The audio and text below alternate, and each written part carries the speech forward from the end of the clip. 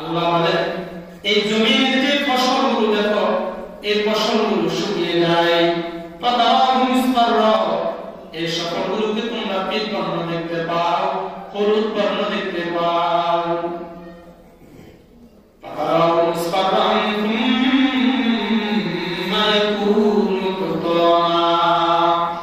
এক পর্যায়ে এই ফসল সমূহ এগুলো খড় হয়ে যায়,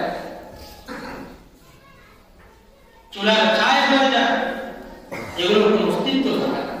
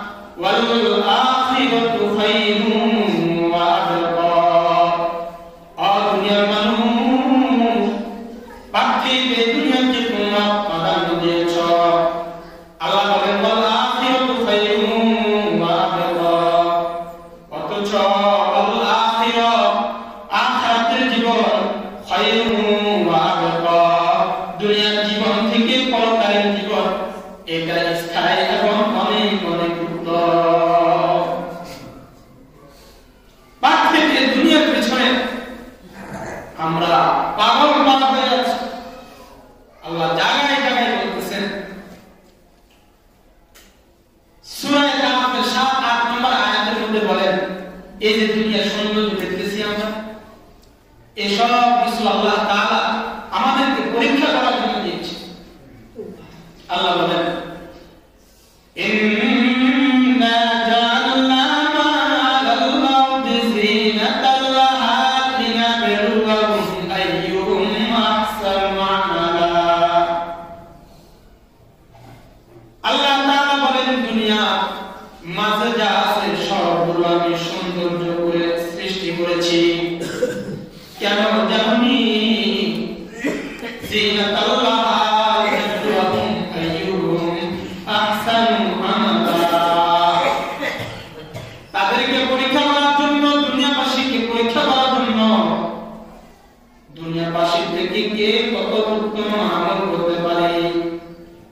হায় মুসলমান, দুনিয়ার পিছনে পাগল পারা হয়ে আছি, অথচ আল্লাহ কোরআনের আয়াতের মধ্যে বলেন, এই দুনিয়া এবং দুনিয়ার মাঝে যা কিছু আমরা দেখতেছি, আল্লাহ বলেন একটা সময় আসবে এই দুনিয়া এবং দুনিয়ার মাঝে যা কিছু আছে সবগুলো শূন্য করে খালি একটা মাঠ বানিয়ে ফেলবো।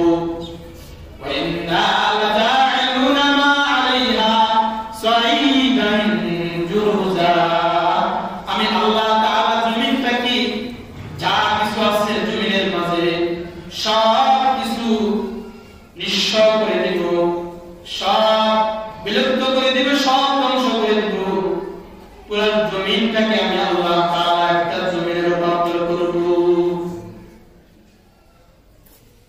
আল্লাহ জায়গায় জায়গায় কোরআনের বিভিন্ন আয়াতের মধ্যে বলেছেন, পার্থিব এই দুনিয়া প্রতারণার বস্তু ছাড়া কিছুই না।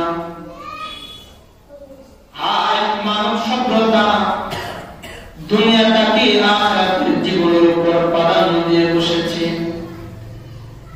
যার কারণে নামাজ পড়ার সময় পাই না, রোজা রাখার সময় আমার কপালে জুড়ে না, দান সদকা করার মতো সেই সময় আমার পাই না।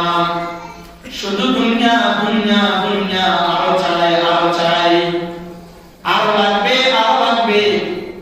আল্লাহ বলেন, ওয়ামাল হায়াতুদ দুনিয়া ইল্লা মাতাআ